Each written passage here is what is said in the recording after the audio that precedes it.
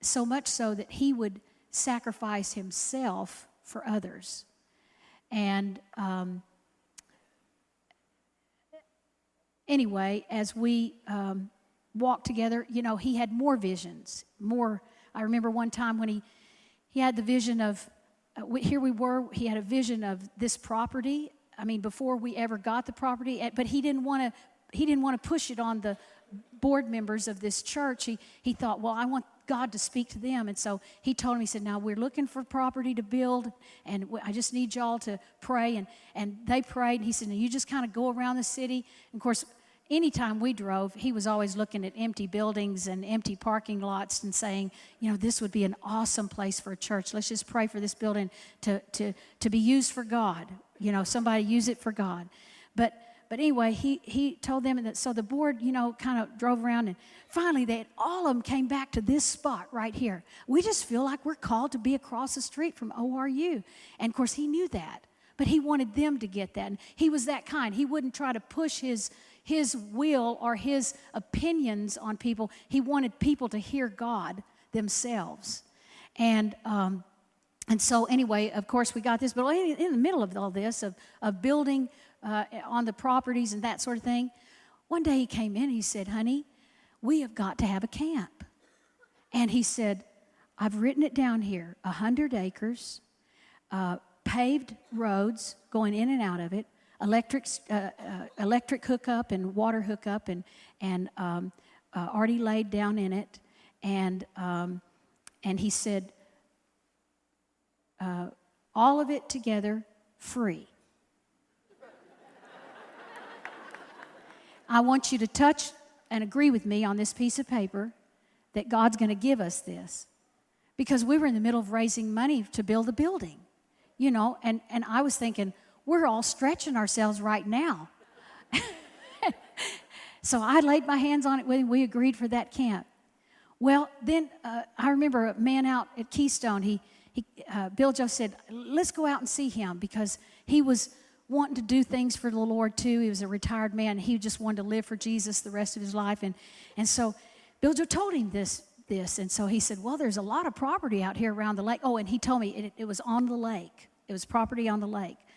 And so it was a place where poor children could go to and go to experience church camp, and that we could have prayer gatherings at it, a prayer retreat place. And so anyway, he told the man, and he said, and it's going to be free. And the guy goes, okay. And he said, well, I know that property's worth $1 million right there, and that part. He says, Billy Joe, he said, all right, I'll agree with you. Well, of course, he was just real taken back with.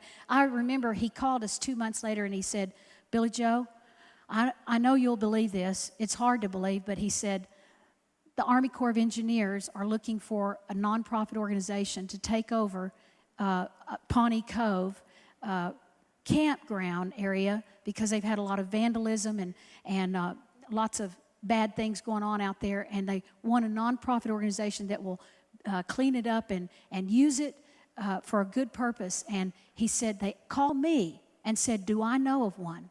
And I said, yes, I do.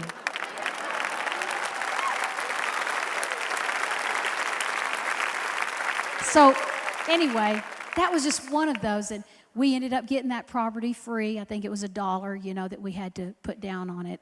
But now we have Camp Victory. But that was one of many other visions that he got. His motive for this was pure. In 1989, actually November 88, Billy Joe began to feel real tired, real weak. In January of 1989, he ended up going into the hospital at City of Faith Hospital. And there were a couple of doctors that were called in from the outside in to examine. And they'd taken different tests. One of the doctors said that he had Epstein-Barr virus, a very, very bad case of it. His neck glands were swollen all the way around, looked much like mumps. And another doctor came in, and this particular doctor said, he diagnosed it as CLL, chronic lymphatic leukemia. But because that was an illness that they didn't know a lot about at that time, it was very rare. There was only a very few cases here in America. And they had no cure because they didn't know anything about it. And so the third day after that, Billy Joe shared with me that he felt the presence of God come into the room with him. And God touched his body. And he felt like God had healed him.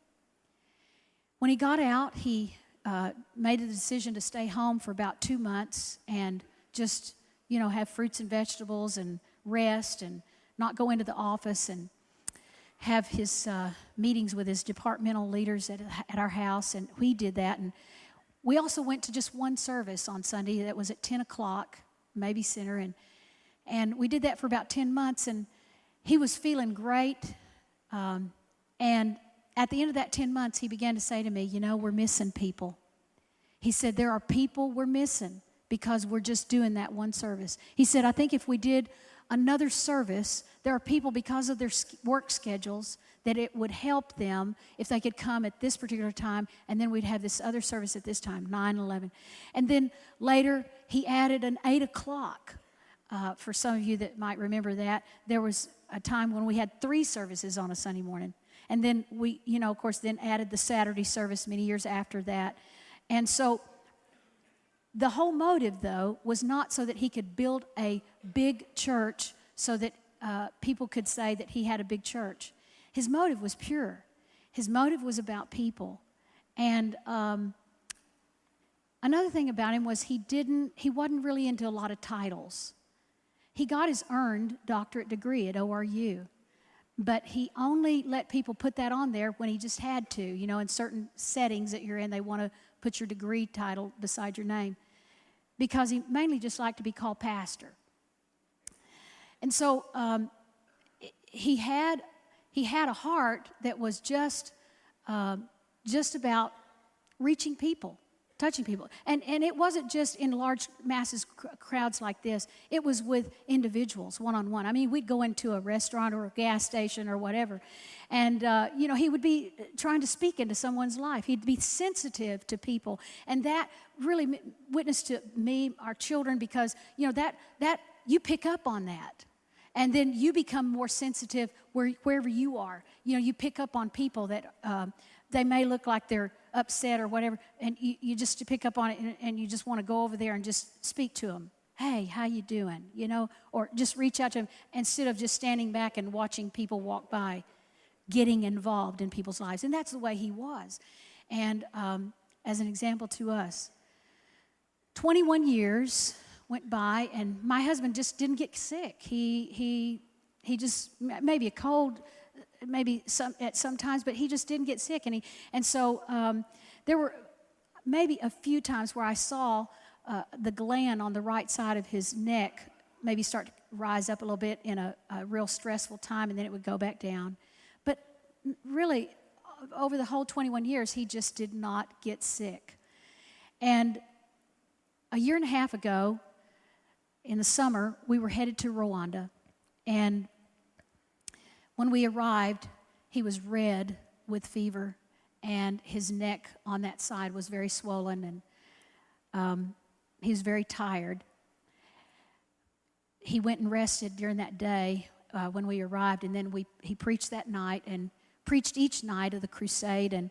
And we as a team, we talked during the daytime in the leadership meetings, because we always do leadership conferences during the daytime.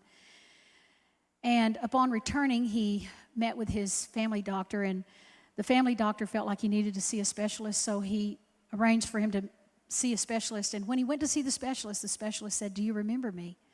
And he said, "I think so." And he said, "Well, I'm the person that examined you in 1989, and I remember your case." He said, "Though they lost the records," he said, "I remember you."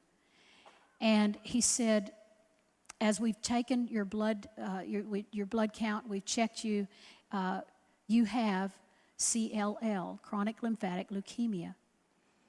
And he said, "But over these past 21 years, we now have much more knowledge, and we have been able to see great breakthroughs and people being healed.